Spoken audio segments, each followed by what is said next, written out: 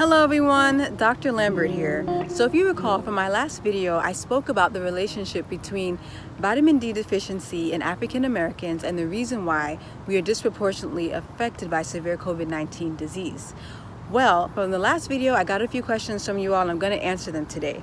So there are 4 questions.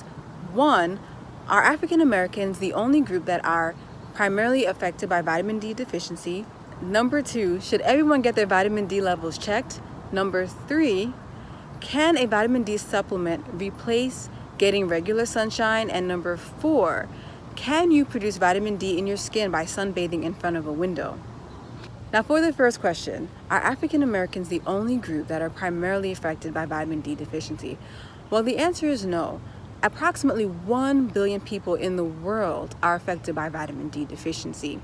So that includes African Americans, Latinos, Asians, elderly individuals, and even Caucasians. So there are many reasons why we tend to be vitamin D deficient. And one is, since the Industrial Revolution, many of us actually tend to work indoors, so we don't actually get adequate sunshine, which is important for helping you to produce vitamin D in your skin.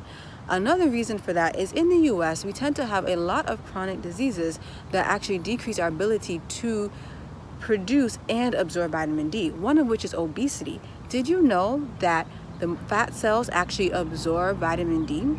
So since vitamin D is a fat-soluble hormone, the fat cells that we have actually binds to it. So the more fat cells you have, whether it's visceral fat, fat that's actually surrounds your organs, or subcutaneous fat, it actually binds to vitamin D and makes it less available to be utilized in your body. Also, other chronic conditions, including chronic kidney disease and liver disease, decrease your ability to convert vitamin D to its active form. Question number 2, should everybody get their vitamin D levels checked? Well, that depends. Most physicians actually don't check your vitamin D levels, and that's because it is assumed that most individuals are vitamin D deficient. However, there are several symptoms that would cause your physician to think that maybe they should check your vitamin D levels. The issue with vitamin D is that the symptoms are very varied and sometimes not easy to recognize. So, for example, a patient may come in complaining of chronic fatigue or even long-term bone or back pain. Sometimes individuals may even complain of symptoms of depression, especially in the elderly, and even in women who may complain of hair loss. In my previous video, I also mentioned that individuals who are vitamin D deficient tend to have frequent upper respiratory infections. So if you present to your physician and you complain about these symptoms, they may check your vitamin D levels and may start you on a supplement. Question number 3, can vitamin D supplements replace sunshine? Well, the truth is, vitamin D supplements can actually help you to maintain normal levels of vitamin D in your blood. In fact, taking a vitamin D supplement can help you to maintain regular levels of vitamin D throughout the year. However, it does not quite replace the sun because the sunshine has other benefits in addition to helping you to produce vitamin D. For example, did you know that regular sunshine can help you to maintain a healthy heart and lower blood pressure? Sunlight helps you produce a compound called nitric oxide in your blood vessels. Nitric oxide is important for helping your blood vessels to relax, which reduces your blood pressure and can help you reduce your risk of cardiovascular disease. Also, sunshine is important in helping you to maintain a healthy, happy mood. Have you noticed that during the winter time you may tend to feel down or slightly blue? Well, during the winter, we actually produce less of a neurotransmitter called dopamine.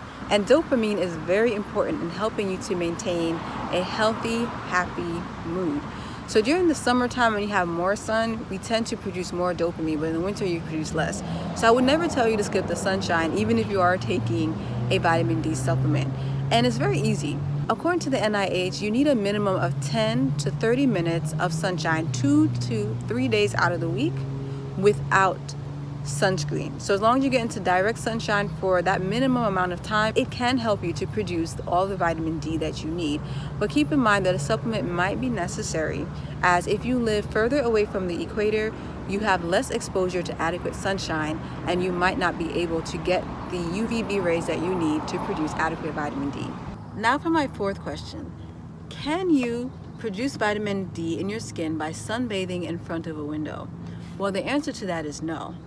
Did you know that the glass in your car, or even if you're sitting in front of your window at home or at work, actually blocks UVB rays from converting the cholesterol in your skin to vitamin D. So the best way to get vitamin D is actually to get outdoors into the direct sunshine without sunscreen for about 20 to 30 minutes for a few days, 2 to 3 days out of the week, and that can help you to produce as much of the vitamin D necessary for you to have adequate health. So there are a few take-home messages I want you to get from this video. Number one, speak with your doctor about potentially getting tested for vitamin D deficiency and to see if you should take a supplement or not. Number two, if you do need to take a supplement, still make sure you do get proper adequate sunshine throughout the week. And the reason for this is because sunshine is not only important in helping you to produce vitamin D, but it's also good for other aspects of your health too, including your cardiovascular health and your mental health. And number three, when you do go out into the sun, keep in mind that after that initial 20 to 30 minutes, protect your skin by either wearing broad spectrum sunscreen or wearing long clothing to protect your skin from getting burned, because excessive exposure to sunlight can increase your risk for skin cancer. If you found any value in this video, give it a thumbs up and share. If you have any questions or comments, leave them below. Until next time, take care of yourselves. This is Dr. Lambert, and I'm signing out.